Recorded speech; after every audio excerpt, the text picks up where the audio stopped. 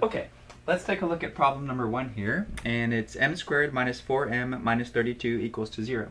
So the good news is it's already set equals to 0, and it's a quadratic equation. So the first thing that I'm going to do is take a look to see if I can factor it. Maybe spend, a minute to see if it factors, and if not, then I'll probably go right into the quadratic formula. So it looks to me, if I'm slick here, it looks like this will be factorable. So let me try m, and 8 and 4 go into 32, so let's try 8 and 4. And I want to get a minus here and a minus here, so my first guess would be minus 8 plus 4. And so let's just double check that. M times m is m squared. We'll get a plus 4m and a minus 8m, which does produce a minus 4m. And then of course negative 8 and positive 4 is negative 32. Great.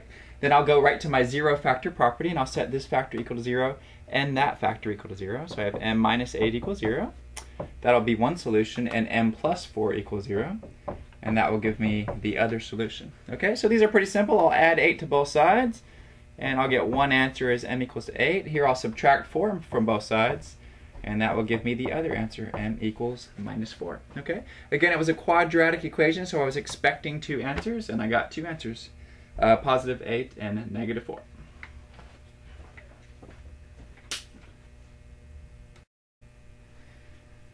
Okay, let's take a look at number 2 here, and you have 5x squared minus 10x equals to negative 2.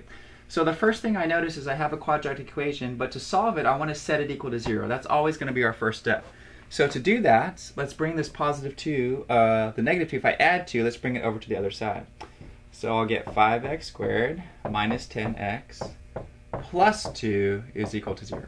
Okay? Now we're in perfect shape to try to factor it, and unfortunately, it doesn't look like this one's going to factor, and so once I see that, I'll spend probably a minute to try to determine if it'll factor. And if not, then I'm just going to go right to the quadratic formula. Okay? So in utilizing the quadratic formula, a here is going to be 5, b is going to be negative 10, and c is going to be 2. Okay, so maybe I'll come to the side and just write that down real fast. A is 5, b is minus 10, and c is 2, and I'm going to plug those in right into my quadratic formula. So I have x equals minus b, so that's going to be positive 10, plus or minus the square root, b squared, that'll be 100, minus 4 times 5 times c, which is 2, all divided by 2 times a, which is 2 times 5. Okay? So we have positive 10 plus or minus. This will be 100 minus 4 times 5 times 2. So 100 minus 20 times 2, which is 40. 100 minus 40 is 60. So I have the square root of 60, all divided by 10. Okay, let's simplify this. The square root of 60, I can break that down into 4 times 15. So this will go 10 plus or minus the square root of 4 times the square root of 15, all divided by 10. Okay, and I use this breaking it up because the square root of 4 is a perfect square, and I can reduce that. So I'm going to get 10 plus or minus 2 times the square root of 15 divided by 10. So if I can squeeze that down here, I'll get 10 plus or minus 2 times the square root of 15, all divided by 10. And then here you'll notice that 10 and 2 and 10, I can split this up into 2 fractions. So I'll get 10 over 10 plus or minus 2 root 15 over 10. 10 over 10 is 1, so you have 1 plus or minus. 2 goes into 10 5 times, so you could write root 15 over 5. So that's one way I could write my answer, 1 plus or minus the square root of 15 over 5. The other alternative is right here, when I have 10 plus 2, I could factor out a 2, okay? So if I chose the factoring out a 2 method, let me just erase a little bit up here. This is another perfectly acceptable way to write your answer. If I factor out a 2, I'll get 5 plus or minus square root of 15 all over 10, and this 2 can reduce into this 10 5 times. So you could have your answer as 5 plus or minus the square root of 15 all over 5. That's one way to write the answer. Or you could have it 1 plus or minus the square root of 15 over 5. Mathematically, these two are equivalent, so either way would be perfectly acceptable for your answer. Okay?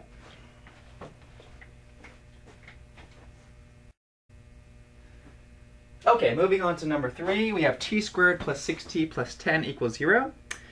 And again, I would probably look to see if I could factor it. I could see pretty quickly this one won't factor.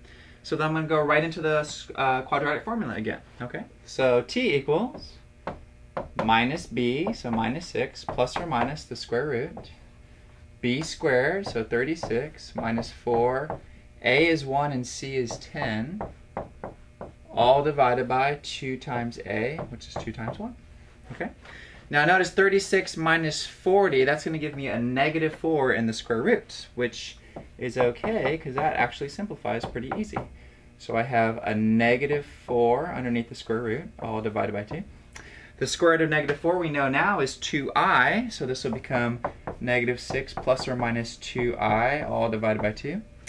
And again, I could split this up into 2 fractions, or I can factor out a 2. Either way, you're going to get the same answer. So let's go ahead and factor out a 2. So I have 2 parentheses, negative 3 plus or minus I, all over 2. And now I can reduce that out. And so my answer for this problem is negative 3 plus or minus the square root of, plus or minus I, which is equal to the square root of negative 1. So 2 answers. Negative 3 plus I is one answer, and negative 3 minus I is your other answer. Okay?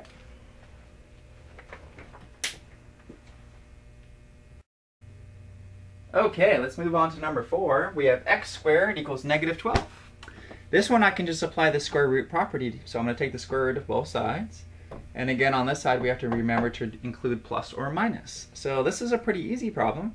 We'll get x equals plus or minus the square root of negative 12, which I'll split up into negative 4 times root 3.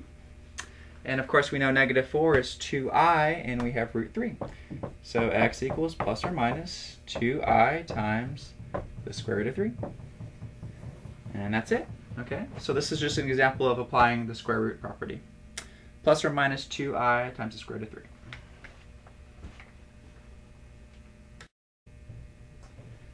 Okay, let's take a look at number 5.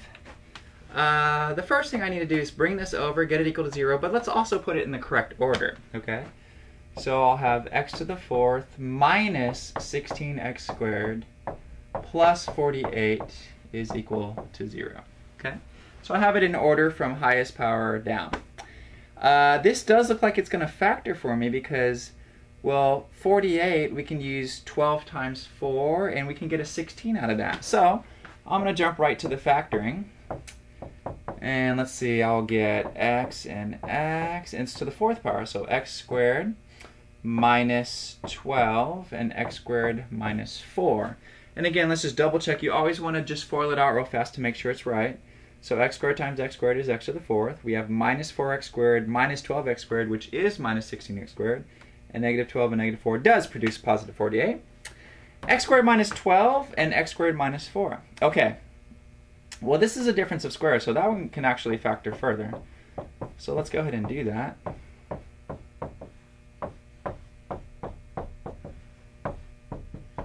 Okay, now once I get to this point, using the 0 factor property, I'll set each of these factors to 0, and then I'll get all of my answers, okay? So I'm going to set x squared minus 12 equal to 0, x minus 2 equal to 0, and x plus 2 equals 0.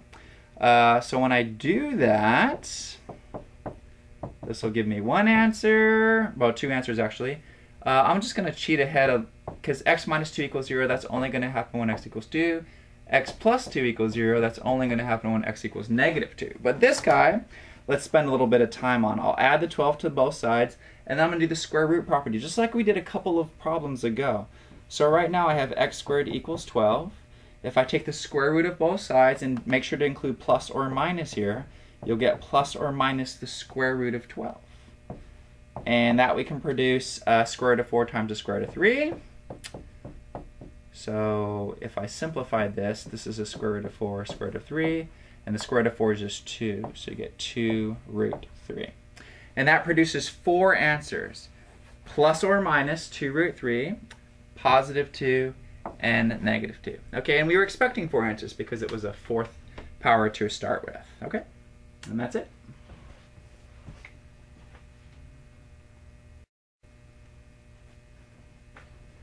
Okay, number 6, we have log base 8 of 64 is equal to x, okay?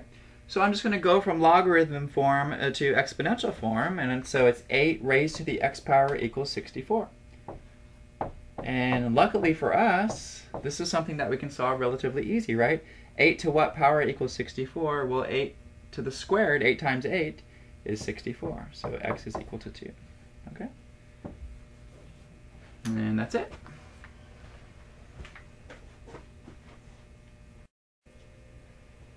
Okay, let's look at number 7 here. The first thing that you want to notice is 27 is 3 to the third power.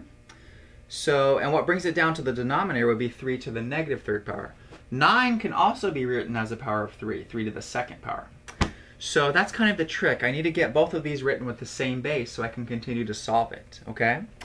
So, again, that is 3 to the negative third power, and that's being raised to the x minus 1. And 9 is 3 to the second power, and that's being raised to the 2x. Okay, so I have 3 to some power, 3 to some power. Now with power raised to a power, in both cases, you have to multiply those exponents. Okay, so if I multiply this out, you're going to distribute that negative 3.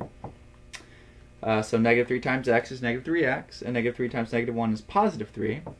Here, 2 times 2x is just 4x. Okay?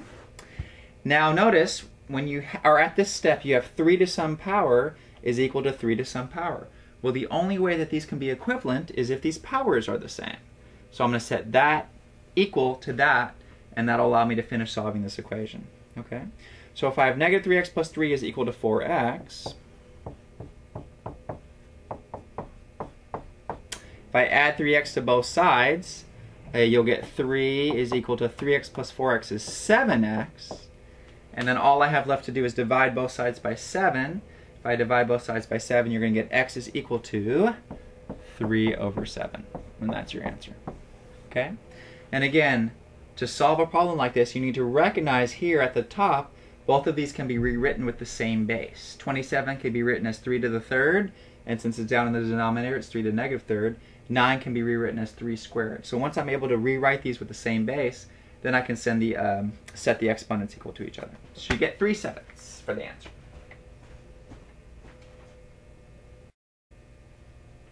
Okay, let's take a look at number 8 here. Again, it's a logarithmic equation. We have log base 3 of 9x plus 8 equals 2. So let's just convert it over to exponential form. You're going to have 3 to the second power is equal to 9x plus 8. Okay? And 3 to the second is 9. So we have 9 equals 9x plus 8.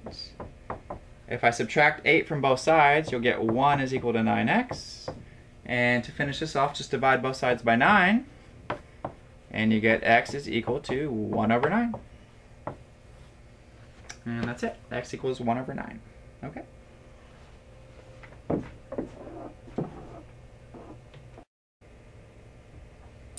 Okay, number 9. Notice we have a logarithmic equation here, and the log doesn't show what the base is. So remember, if the base isn't written, it's understood to be 10. So I'm going to slip in some 10s real fast. Now notice you have a logarithm minus a logarithm. And so we know by our properties of logs, we can rewrite that as 1 log. So you have log base 10 of 2x plus 3 divided by x. Because log minus a log is the log of the quotient. And that's equal to 1. Okay? Once I have this, I'm going to rewrite this in exponential form. So 10 to the first power is equal to this guy. And 10 to the first power is just 10. So you have 10 equals 2x plus 3 over x. Okay? I can cross multiply here, and you'll get 10x equals 2x plus 3. And this equation won't be too bad to solve. I'll subtract 2x from both sides, and you'll get 8x equals 3. And then all you have to do now is divide both sides by 8, and you get x is equal to 3 over 8. Okay? So recognize that if the log base isn't there, it's understood to be 10. Put that in. Then you have a log minus a log, which is a log of a quotient. Then put it in exponential form. 10 to the first power equals this. And then just use algebra techniques from there. And your answer should be x equals 3/8. Okay, On number 10, I went ahead and did the first step, and that is to set it equal to 0. Okay? So to do that, I had to subtract the 12. So this should be your starting point. Once you have a 0 on the right-hand side, you need to figure out if you can factor this left side. Okay? And it looks like it's going to be positive 4 and minus 3. Okay, so step 1, I have a 0 on the right-hand side. Step 2, I have a factored expression on the left. Okay? You need to determine what numbers cause these factors to be 0. That's going to be a negative 4 and a positive 3. And I'm going to make what's called a sign chart here. Negative 4 and positive 3. Okay? And then I'm going to test these intervals. So I'm going to put my factors of x plus 4 and x minus 3 over here. And I'm going to kind of make a quick chart. Okay? And this is how you solve quadratic inequalities. So I'm going to pick a number bigger than 3. So let's say I pick 5. And I'm going to plug 5 in for x in both of these cases. So 5 plus 4 is 9, which is positive. And 5 minus 3 is 2, which is positive. And a positive times a positive will give overall a positive. So any number in this region, if you plug it into this original equation, it's going to produce a positive value. If I pick a value in this interval between negative 4 and 3, let's use 0. 0 plus 4 is positive, and 0 minus 3 is negative. Positive times negative is negative, so this interval will be negative. Okay? Numbers less than negative 4, if I use negative 5, that'll produce a negative and a negative, and that'll produce negative times negative, which is positive. Okay? Then I go back and I'm looking at what was I originally asked. When is this times this less than or equal to 0? Well, what types of numbers are less than or equal to 0? That's the negatives. So you want the interval where they're negative. Okay? So my solution is going to be all the numbers in this range. Okay? Since it's less than or equal to 0, and these two numbers made it equal to 0, we want to include those numbers. So my solution set is going to be from negative 4 to positive 3, and we want to include those numbers. So that's it. Okay? And that's solving an inequality using a sign chart.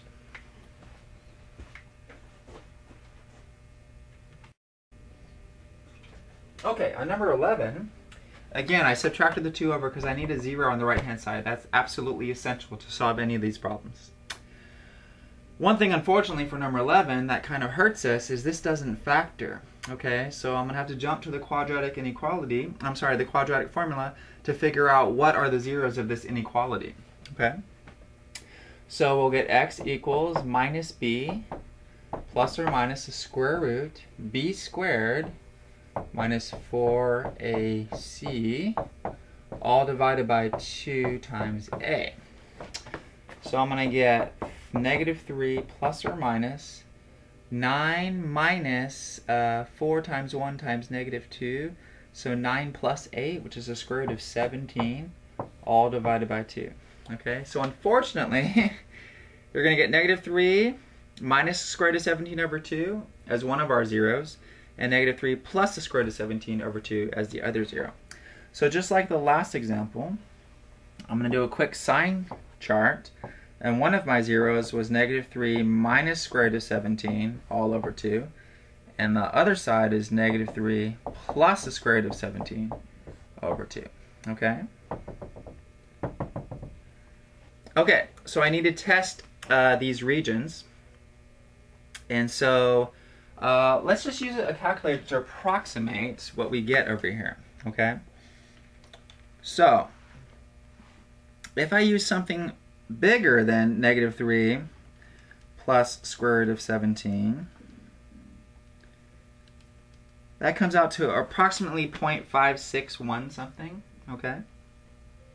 So I'm going to choose an x value bigger than that. So let's just choose something easy like 5, okay? If I plug in 5 for x up here, you'll get 5 squared plus 3 times 5 minus 2, and that's going to produce a positive number. Okay, so this will produce a positive in this region.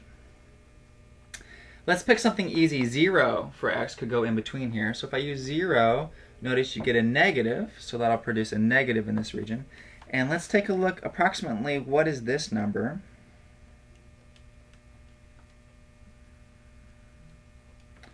This is approximately negative 3.56, so I need to go a little to the left of negative 3.56.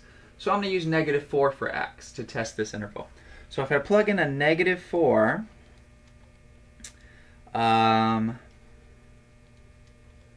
you'll get a positive. A positive comes out, okay? So again, just like the last example, in this case, I want when is this less than 0? And I've used my sign chart here, and the only time it's less than 0, it's between these numbers, okay? There's no equal to here, so we're going to put interval notation here without brackets. You'll use parentheses. So the only time you're going to get for x values that work here, it's going to be from -3 minus square root of 17 over 2, comma, -3 plus square root of 17 over 2. And it's open parentheses because we can't include equals 0. It's just here. Okay? So that one's kind of tough because we weren't able to factor it. So I literally had to put that number causes this to be 0, this number causes this to be 0, and then I had to check the 3 regions to the right of that number, in between these two numbers, and to the left. And test plugging values for x to see what happens, okay? We want to know when it's negative, and the only time it's negative, it's between these numbers. So my answer is all numbers between these two numbers, and that's how I write it in interval notation.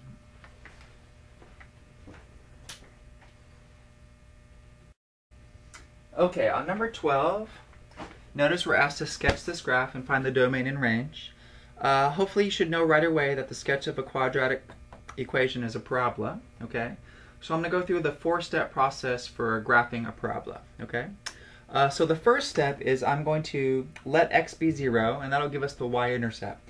So if this is 0 and this is 0, you'll get f of x, which is y, is -4, okay?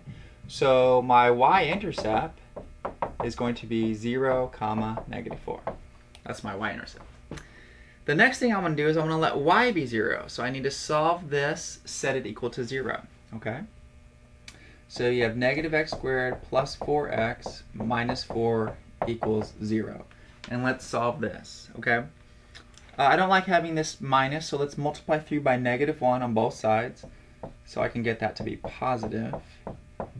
And then this factors, and that's great. So we'll get x minus 2 times x minus 2, and that'll equal to 0. And that factors, and so you'll just get the same solution twice, and that's 2. Okay? So my y-intercept is 0, -4, and my x-intercept, when x is 2, y is 0. So that's my second piece of information. 2, 0. All right? The third piece of information we'd like to find is what's called the axis of symmetry. To get the axis of symmetry, we use the formula x equals minus b over 2a. So in this equation, minus b is going to be -4 divided by 2 times -1. So 4 divided by -4 divided by -2 is +2. Okay, so my axis of symmetry is the vertical line x equals to +2. Vertical dotted line. Okay, that splits my parabola into 2 halves.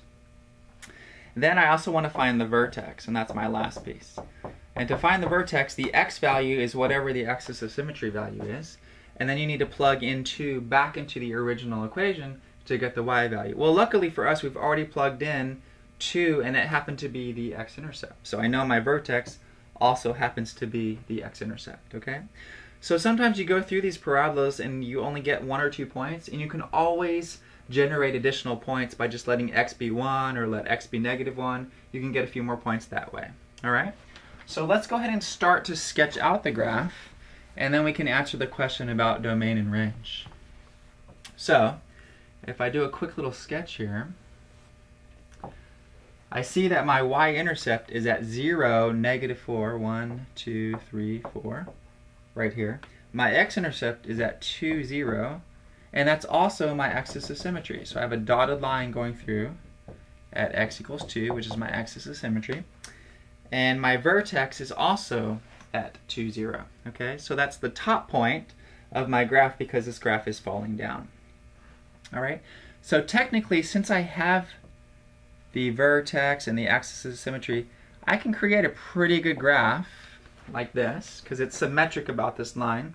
But if you wanted to just double check yourself, you could always get another point or two. You could plug in x equals 2 and then see that it matches in 3 or whatever you need, okay?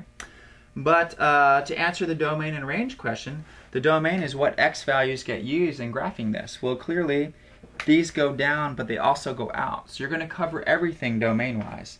So your domain is all real numbers, negative infinity to infinity. My range is what y values get used. And notice the highest y value is 0, and everything less than that gets used, but not anything above it. So my range, actually, is negative infinity up to 0, including 0, but that's the highest your y value gets on this particular parabola because it opens downward, okay? And so that'll be it for that problem. Okay, on number 13, we're just simply asked to sketch this graph, y equals 2 to the 2x plus 1. So the easiest way, I would think, to do that is to just do a quick xy table. Let's plug in some values for x and figure out what the y value is, and then we know it's an exponential graph, and then we can just plug it in, okay? So if I let x be 0, this will 0 out, and you get 0 plus 1, which is just 2, okay? If I let x be, say, negative 1, you'll get negative 2 plus 1, which is 2 to the negative 1, which is 1/2. If I let x be positive 1, 2 plus 1 is 3, and 2 to the third power is 8. If I let x be negative 2, negative 2 times 2 is negative 4. Negative 4 plus 1 is negative 3. So 2 to the negative 3 power is 1/8. Okay. If I let x be positive 2, 2 times 2 is 4. 4 plus 1 is 5. 2 to the 5th power is 2 times 2 times 2 times 2 times 2. Okay. So that's 32. Okay, that's probably plenty. You could do a couple more points if you really wanted to, but let's get a little sketch to see what this thing is doing.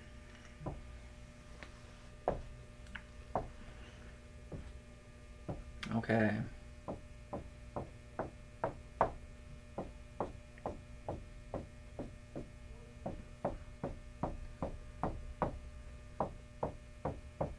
So 0, 2 is right there. You have negative 1, 1/2, which is approximately right there. You have positive 1 to 8. 1, 2, 3, 4, 5, 6, 7, 8. Whoa. Negative 2, 1/8, so we're getting really close. 232 is already off the chart, so something like that, okay? And again, so anytime you're asked to sketch something, if you can do an XY table and get a good, sampling of points, you can get a pretty good rough sketch.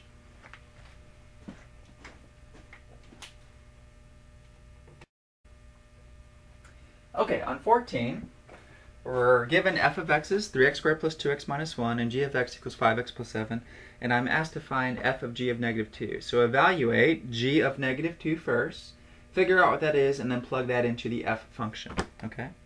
So again, write it like this. We need to do g of negative 2 first. Well, negative 2 is plugging in a negative 2 here. So 5 times negative 2 is negative 10 plus 7. Negative 10 plus 7 is negative 3. So this is equal to negative 3. So now I'm asked to find f of negative 3. And I'm just plugging in a negative 3 here and here. So 3 times negative 3 squared, negative 3 times negative 3 is 9. 9 times 3 is 27. 2 times negative 3 is minus 6, minus 1. So you get 27 minus 6 minus 1, which is positive 20. Okay, and again, slowly, I need to find g of negative 2, so you plug negative 2 into this, negative 2 for x, and then you get a negative 3, comes out of that.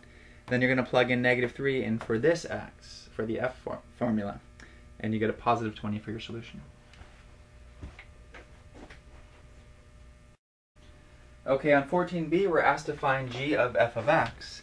So I'm plugging in this whole thing into g. So g of 3x squared plus 2x minus 1. Literally plugging all of that into that x right there.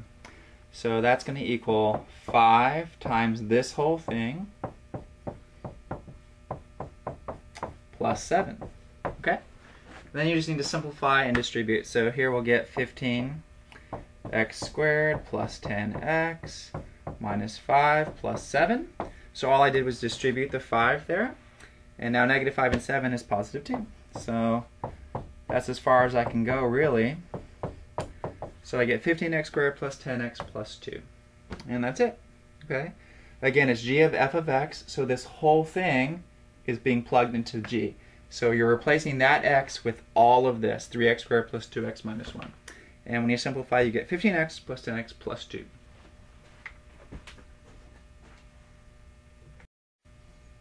Okay, on number 15, we're asked to find the inverse. F of x is equal to this, so find f inverse. So it's pretty easy. What you want to do is replace f of x as y. Okay?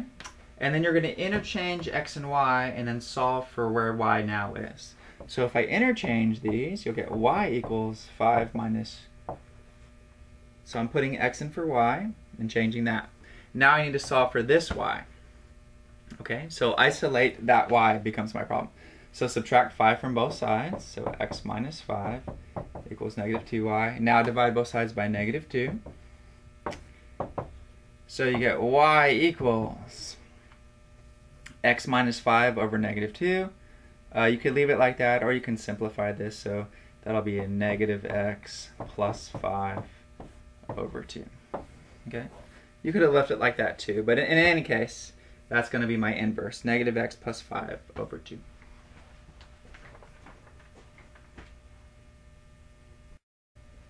Okay, let's take a look at number 16 here. In number 16, we're asked to rewrite this expression as one logarithm, okay? Notice they're all ln, which is natural log. So, my first step is I want to put the powers back in, so that'll be ln of x to the 4th. Let's bring that 5 back in, minus ln of y to the 5th. And then there's no power on this one, so that's just plus ln of z. Okay? Okay, let's just go from left to right here. You have ln of something minus ln of something. Well, when you subtract ln's, that's the same as the quotient. So that's going to be ln of x to the 4th divided by y to the 5th. And then I have a plus ln of z. Okay? Now, if you have ln of something plus ln of something, that again is product. So now it's going to be ln of x to the 4th times z, and you still have it divided by y to the 5th. Okay? So that's it. ln of x to the 4th times z divided by y to the 5th. So when you're subtracting ln's, that becomes a quotient. When you're adding ln's, you multiply these. And that's it.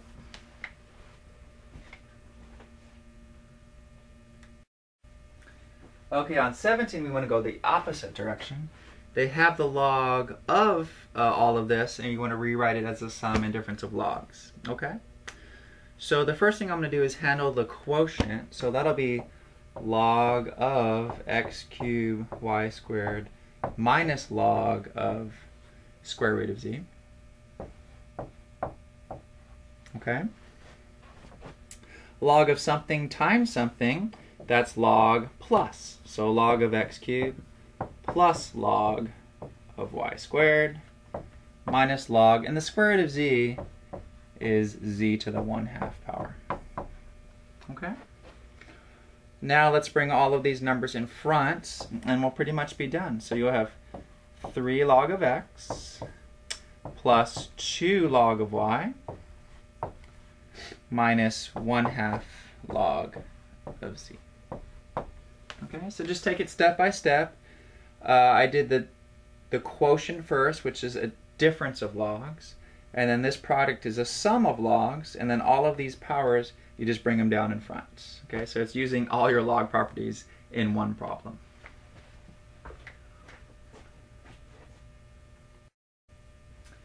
Okay, on number 18 it says, a type of bacteria can be modeled by this function here, where x is time in hours and f of x is millions of bacteria.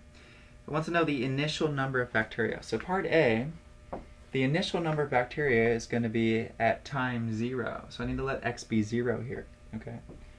So f of 0, I should write, is going to be 4e to the 0.09 times 0. So that'll be 0. So that'll be 4 e to the 0. Well, anything to the 0 power is 1. So this is 4 times 1, which is 4. And it says f of x is in millions. So part A will be 4 million bacteria. Okay, and that's it.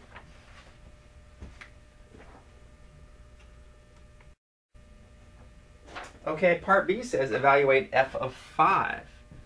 So that means after 5 hours, how many bacteria do we have? Okay, so I need to plug in a 5 for x here. So you have e to the 0.09 times 5. Okay, I need to go to my calculator. So 0.09 times 5 is 0.45.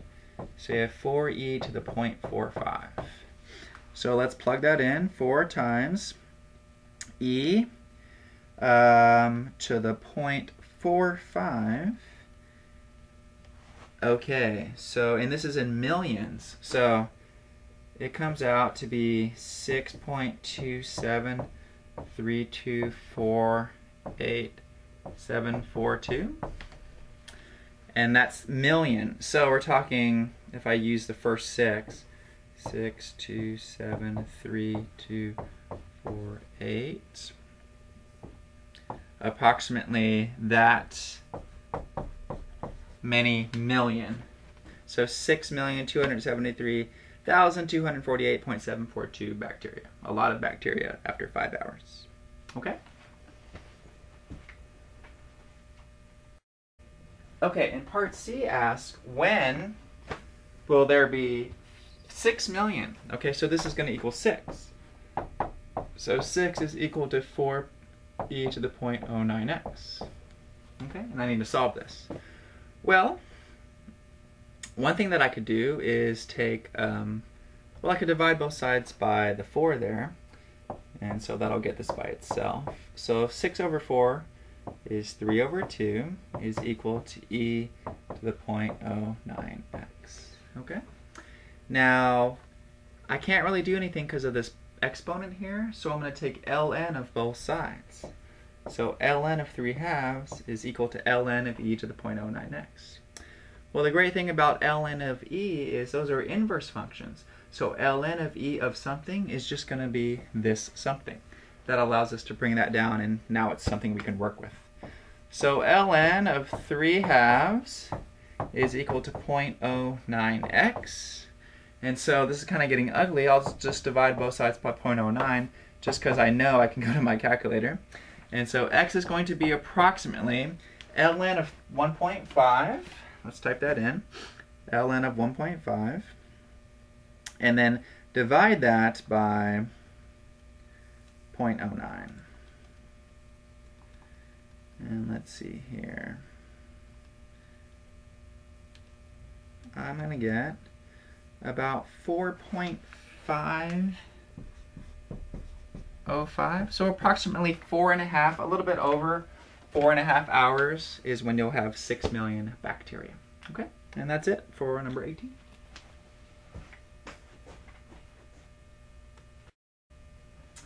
Okay, on number 19, we're asked to sketch this graph and label at least 3 points. So one thing is f of x, I would write this as y equals log base 2 of x, okay? And then I would transfer this into exponential form. So 2 to the y power is equal to x. Okay?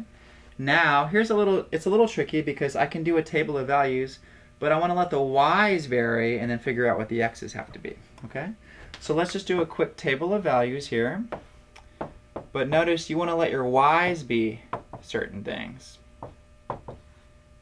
And then we'll figure out what the x's are. So if y is 0, 2 to the 0 power is 1. If y is negative 1, that's going to be 1/2. If y is positive 1, that's going to be 2. If y is negative 2, that's 2 to the negative 2, which is 1 over 2 squared, which is 1/4.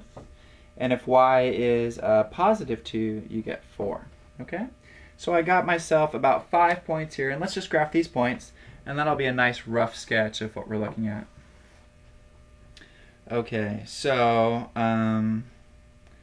let's kind of make this a big graph here.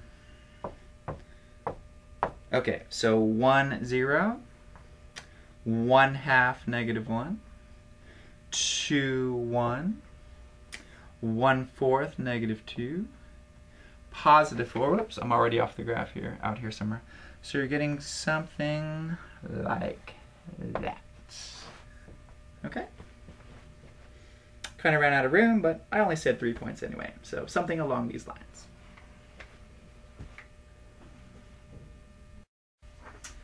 Okay, on number 20, it gives us the formula for the height of a ball at a particular time. And the first question it asks is, when does the ball reach a height of 32 feet? So they want to know, when is this equal to 32? At what time?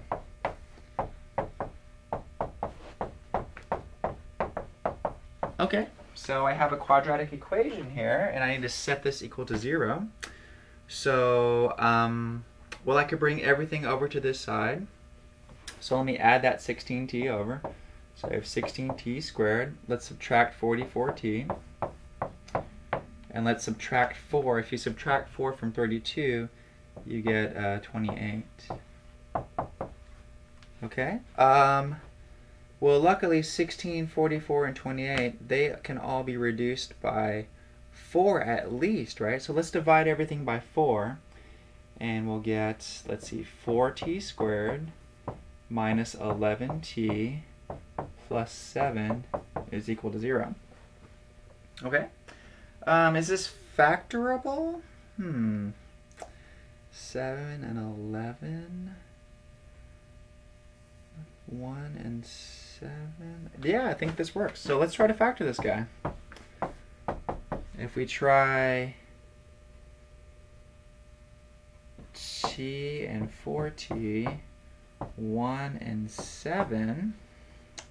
Let's make sure I get this correct. Minus plus 4t squared. Oh, I'm sorry, minus minus. And this looks like it's going to work, right? So t times 4t is 4t squared. T and -7 is -7t, and another -4t gives me that a -11t, and -1 and -7 is +7. Great! So I got lucky, it actually factors. And so I have two potential answers, t equals 1. So after 1 second, the ball will be 32 feet high. And then if I solve this really fast, 4t equals +7, so t is going to be 7/4 seconds.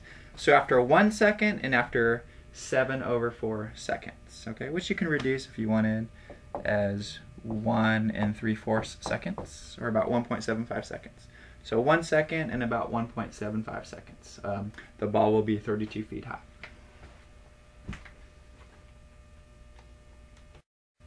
Okay, part B says, when does this reach its maximum height?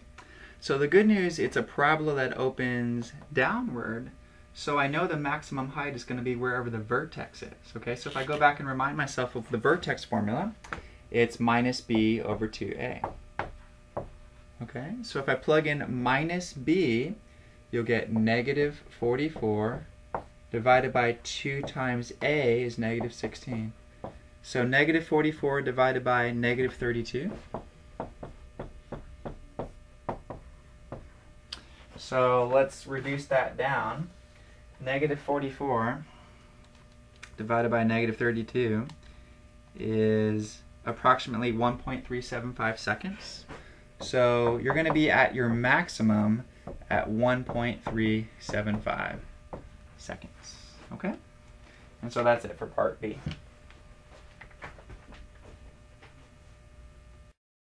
Okay, now to finish up this problem, we just found that the maximum occurs at 1.375 seconds. So I need to plug that into t to get the approximate height value. I recommend obviously going to the calculator at this point. So I'm going to type -16 times 1.375 squared plus 44 times 1.375 plus 4. You get about 34.25 feet high.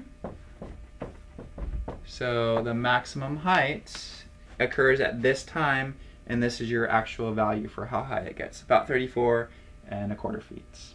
Okay, and that's it.